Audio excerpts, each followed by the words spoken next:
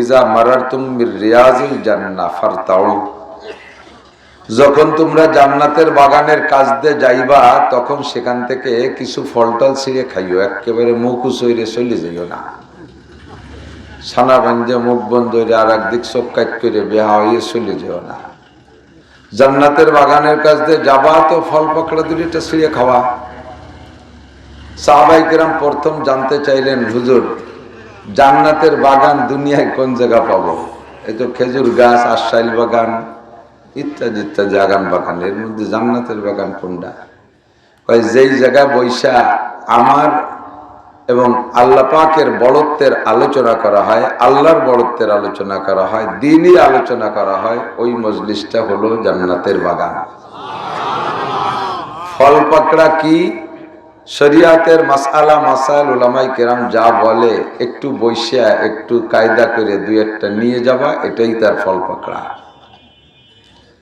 তো এই জান্নাতের বাগানে বসবে, জান্নাতে যাবে কারা? হরিপদ, নলিয়া ঋষি, গৌর গোবিন্দ, ব্যানার্জি, চ্যাটার্জি, চট্টোপাধ্যায়, ভট্টাচার্য, রমেশ, পরেশ, যতীন, জিতেন্দ্র, এরা যাবে? আব্দুর রহমান, আব্দুল খালেক, আব্দুল মালেক, কামাল উদ্দিন, জামাল উদ্দিন, এরাই তো যাবে জান্নাতে। আয়েশা, ফাতেমা, খাদিজা, রহিমা, মারিয়া, মাসিয়া, এরাই তো যাবে জান্নাতে। তো আপনারা অবশ্যই জান্নাতি বিদায় আল্লাহ তাআলা আপনাদেরকে জান্নাতের বাগানে বসার তৌফিক দান করেছেন।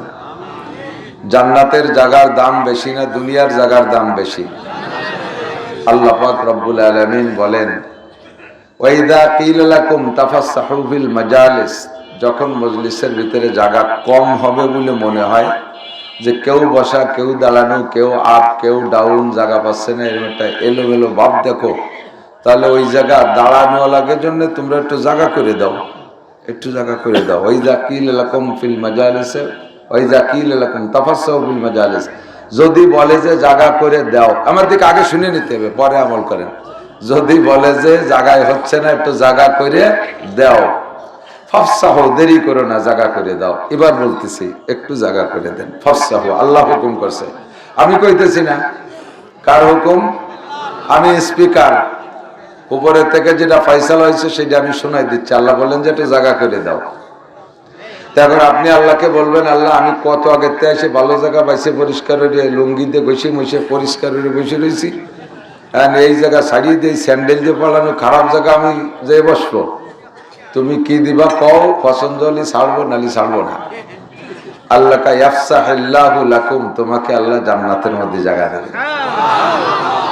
কাজুলের বাজারের জায়গা আজ থেকে 20-30 বছর এইসব জায়গার কি দাম ছিল, এখন দামি হয়ে গেছে, কিন্তু এই কাজুলে না, সারা পৃথিবীর ভিতরে সবচাইতে দামি যে জায়গা, সেই জায়গা সহ গোটা দুনিয়াও, দুনিয়ার মধ্যে যা কিছু আছে তার দাম কয় টাকা? হাদিসের মধ্যে আসছে, জান্নাতীরা যখন জান্নাতে যাবে হাতে থাকবে চিকন মতির ছড়ি, ছড়ি কয় না, যে মুরব্বীরা হাড়ের লাঠি হাতে ব্যবহার করে, এটা জান্নাতের মধ্যে থাকবে মতির লাঠি। এই মতির ছড়িটাকে এভাবে খাড়াভাবে রাখলে লাঠির নিচে যতটুক জায়গা দখল করবে জান্নাতের মধ্যে, একটা লাঠির নিচে প্রায় 1-1.5 বিঘে জায়গা না, 2 কাঠা আঙ্গুলির মতো আমাদের একটু সরু, একটুক জায়গার দাম দুনিয়াও দুনিয়ার মধ্যে যা কিছু আছে তার চেয়ে বেশি।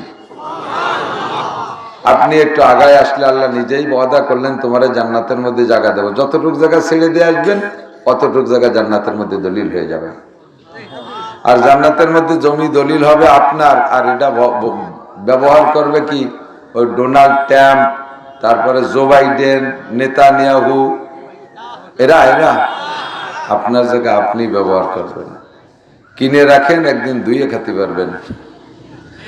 মানুষের যখন পয়সা হয়, এই গরিবের থেকে যখন ভালোর দিকে যেতে যায়, পয়সা করি হয়, তখন মানুষে সবকিছুর চাইতে আগে একটু ঘরবাড়ি তো করেই, তারপরে সর্বপ্রথম হলো জমি কেনার প্রতি লোভ হয়।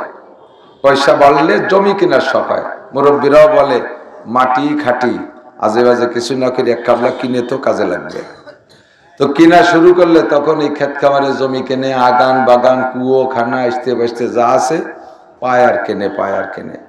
তো মুরব্বীরা কয়, বাবা এই কাজুলে মাজুলে বিলির মধ্যে দিয়ে না কিনে গোপালগঞ্জের সৌরঙ্গের পাশে ওহেনে দেখ শতকখানিক পাইস নাকি, কিনে তো একদিন ধুয়ে খাতে পারবি।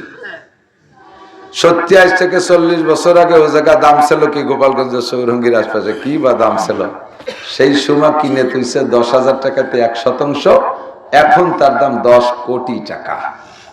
সময় মতো দিয়ে খাওয়া যায়। একটু ভাষা গইসে আগই বসলে জান্নাতের মধ্যে এক খাবলা কিনে থবেন, একদিন ধুয়ে খাতে পারবেন। ঠিক আছে না? আর আগায় বসবেন, সাথে একটা নিয়ত করেন, একরামের নিয়ত। আমি আগায় বসলে ওই দাঁড়ানো কজন, ওই যে সানা বান্ধে দাঁড়া রয়েছে আহলে হাদিসের মতো, ও কজন বসে পড়তে পারবে, বুহি সানা বান্ধে দাঁড়াচ্ছে। কোটালি বড়াতে আহলে হাদিস আছে, গায়ের মুখে তাদের খেপাচ্ছি না, বাইরা যেমন সানা বান্ধ এরকম আর কি। তো আপনি একরামের নিয়তে আগায় এসে বসলে ওনরা বসবে, এটার নাম হলো একরামের নিয়ত। তাতে আপনি আবার আলাদা করে 10 বছর এতে কাবে সব পেয়ে যাবেন। বুঝবেন না? খালি সুবহানাল্লাহ কয়ে কে যার যার জায়গায় একটু নাড়া দেন, একটু নাড়া দেন। খালি মাথা না, ভাষা সহ। মাথা ঝুলোয় ভাষা সরে না, ধোকা দেওয়া হবে তাহলে। হুজুর কয় মানগসা ফেলাইছে। আর দাঁড়ানো যারা আছেন তারা বসেন, বসেন, বসে পড়েন। আবার অনেকে আছে দাঁড়ায় দাঁড়ায় শোনার অভ্যাস, যদি বেশি পিড়ে পিড়ি করি তাহলে কয় যা শুনবো না, চলে গেলাম। আমাকে ওই বিজয় বসাইতে আমাকে ওই দিক দিয়ে রাস্তাটা গেছে সুলতান সিদ্দিক, ওই জায়গায় দিয়ে ব্যান চালায়। বিজয় বসার একটা ছেলে আছে একেবারে সরল, ও ব্যান চালায়। তো ওই দুইটা মেয়েরে উঠাইয়া যাইতেছে আমাকে ওই দিক। তো বিজয় বসাতে কদ্দূর যাইয়া বাইলে দাঁড়িয়ে একটা জায়গা আছে একটু ফাঁকা, ওই মেয়ে দুটি ওর ওই কচ্ছপ গতিতে চালায়, ওই ব্যান চালানো আর কাসিমের মতো ধীরে ধীরে ধীরে ধীরে চালায়। কদ্দূর আসলে ওরা কাছে বান্ডি একটু জোরে চালা, এত আসতে চালাচ্ছিস আমাকে তো জাতি হবে। 3-4 বার কইছে, ও কথা কয় না। তারপরে ওই বাইলে দাঁড়িয়ে ওই মাঝখানে আসলে জনরা বিরক্ত হতেছে, ব্যানিতে নামে কয় তুই তোরা চালাম পারবো না। আমার এদিকে পারছে এক জ্বালা, ব্যান 3 দিতে বাড়ির দিক বেশি সাদলি না এই কলেজে। ঠিক আছে, যাবার আমি আল্লাহ তাআলা সমঝ দান করুক, বলেন আমিন। অত্যন্ত গুরুত্বপূর্ণ বয়ান করেছেন হযরত মাওলানা আবুল কাসেম আশরাফি হাফিজাহুল্লাহ। শামসুল হক ফরিদপুরি রহমাতুল্লাহ আলাইহি নামে একটা বট গাছ আমাদের গোপালগঞ্জে।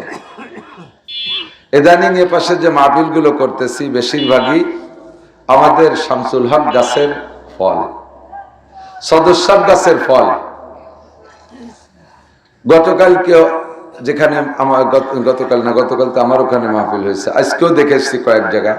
প্রায় আমাদের বৃহত্তর ফরিদপুরের বক্তা নিয়ামতুল্লাহ ফরিদি, এহিয়া মাহমুদ সাহেব, আব্দুর রব ফরিদি, মৌলানা ইলিয়াসুর রহমান জিহাদি, মকসুদুল হক গওহারি, মৌলানা মিজানুর রহমান ফরিদি, শফিক ফরিদি, এরকম করে হযরত মৌলানা লিয়াকত আলী সাহেব ইত্যাদি ইত্যাদি মিলে আমাদের এই পাশের বক্তারাই এগুলো ট্যাকেল দিচ্ছে। হযরত সদস্য হুজুর রহমাতুল্লাহ আলাইহি আমাদের বাংলাদেশে ওনার ছাত্ররা যে যেখানে বয়ান করতেছে, পড়াইতেছে, সদকায় জারিয়া হুজুরের আমল নামে নেকি যাইতেই তালে আছে। আমরা শুকর আদায় করি যে এমন একজন বড় মানুষ আমাদের দেশে আসার কারণে, তার বদৌলতে আমরা হাজারো আলেম উলামা দেখতে পারতেছি। এদেশে যথেষ্ট মাদ্রাসা, তারই একটা শাখা আমাদের কাজুলিয়া মাদ্রাসা। এর জন্য আমরা শুকর আদায় করি, আলহামদুলিল্লাহ। তো হযরত মাওলানা আবুল কাসেম আশরাফিও সেই গহরডাঙ্গার ছাত্র, আমিও গহরডাঙ্গার ছাত্র। উনি আমাদের চেয়ে বেশ খানিকটা জুনিয়র, আমরা একটু আগে, ভালোই বুড়ো হয়েছি, 55 চলতেছে বয়স। তো আমরা ওনাদের চেয়ে একটু আগের, বেশ খানিক আগের যুবক মানুষ, সুন্দর কণ্ঠ, চিল্লে জোরে কথা বলতে পারে। এখন আর আমারে সাইদে সুদে আসতে বলানোর পরামর্শ দেওয়া লাগে না। যৌবনকালে যখন মাঠে আসি তখন খুব জোরে জোরে কথা বলতাম। সুটফার হুজুর রহমতুল্লাহ বলতেন, বেটা আস্তে কও, আস্তে কও। হুজুরে বলতাম যে হুজুর চেষ্টা করি, কিন্তু যে কথাটা যেমন ওই কথাটা ওই গতিতে না বললে মনে হয় যেন কাজ করতেছে না, কথায় কাজ হচ্ছে না। তো আমার চাচাজান হযরত মাওলানা আব্দুল ওয়াহাব সাহেব রহমতুল্লাহ আলাইহি ওই চুটকিরা বলতেন, ওই যে কাশের গল্প কই না, একজনের এক মুরব্বীর চার দোকানে এক মুরব্বী বসা। তো এর মধ্যে এক যুবক আইছে, তারে জিজ্ঞেস করতেছে ওই মুরব্বী, এই তোর বাপরে তো দেখিনি, মরিয়ে গেছে নাকি? কয় না কাকা, আছে বাড়ি। 3 মাস দেখিনি যে আমি তো ভাবছি মরিয়ে গেছে, মরলে তো এবার মাইকিং শুনতাম, তাও শুনলাম না। কেমন আছে? কাজে আছে ভালো।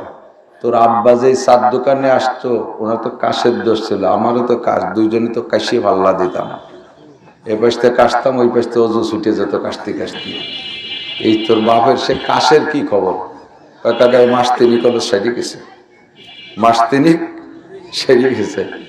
লাস্টে কি ওষুধ খাইয়ে সারছে? কদি বাপ কোনো ওষুধই কাজ হয় না, এমনি কাশতে কাশতে বল পায় না, সে সাড়ান দিছে।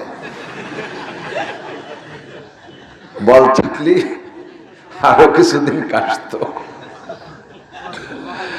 সময় হয়ে গেলে বলা লাগে না, ঔষধ লাগে না, বল না থাকলে এমনি কাশা ছাড়ান দিতে। যতদিন শক্তি থাকে অতদিন কাশতে থাকে, ঠিক না?